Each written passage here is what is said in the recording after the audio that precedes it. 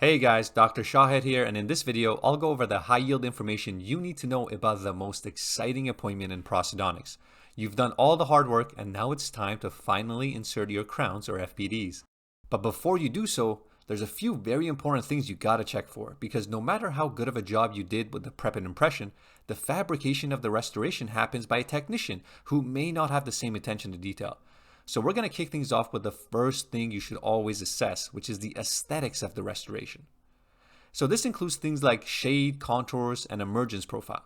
And this may seem odd to you guys as a first step, but to be honest guys, if the shade, contours, or emergence profile of the restoration is inadequate, then there's really no point in going further and checking the other factors such as fit and occlusion.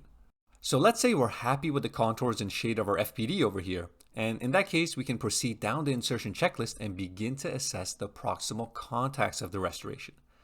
If the proximal contacts are too tight, obviously the crown or FPD won't fully seat, which can affect the marginal adaptation and occlusal contacts. So that's why this is the second step, because the later steps rely on the proximal contacts being optimal. Another factor that can stop the prostheses from fully seating is interference in the internal fit, which is essentially something on the intaglio surface of the restoration that shouldn't be there. Clinically, vinyl polyether silicone or fit checker can be used to check internal fit. So you apply the material to the inner surface of the crown or FPD, you seat the restoration, and after setting, you remove it and you'll see show through on any areas with poor fit. Okay, so let's say we do all of that and we're satisfied. In that case, we can move on to item 3 on our checklist, the marginal fit, or otherwise known as marginal adaptation. Here we look for things like open margins and overhangs that can affect the seal of the prosthesis and cause leakage, which will ultimately affect the longevity of the restoration.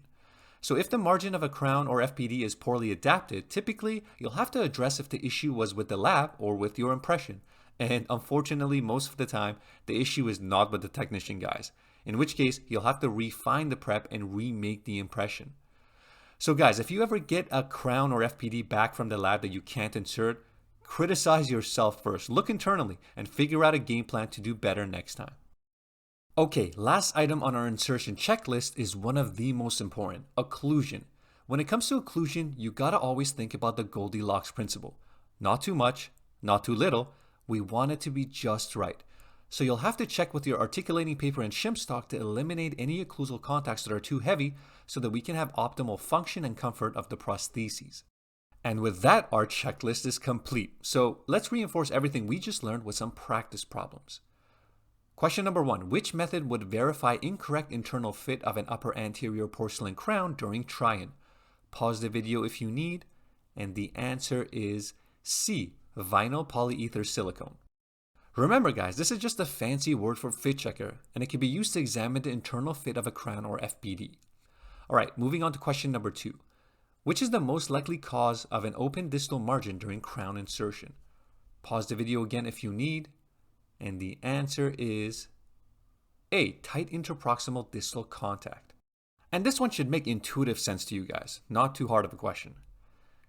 And with that guys, we're done. As always, here's a quick summary of the high yield points we went over in this video. Thanks for watching, and see you next time.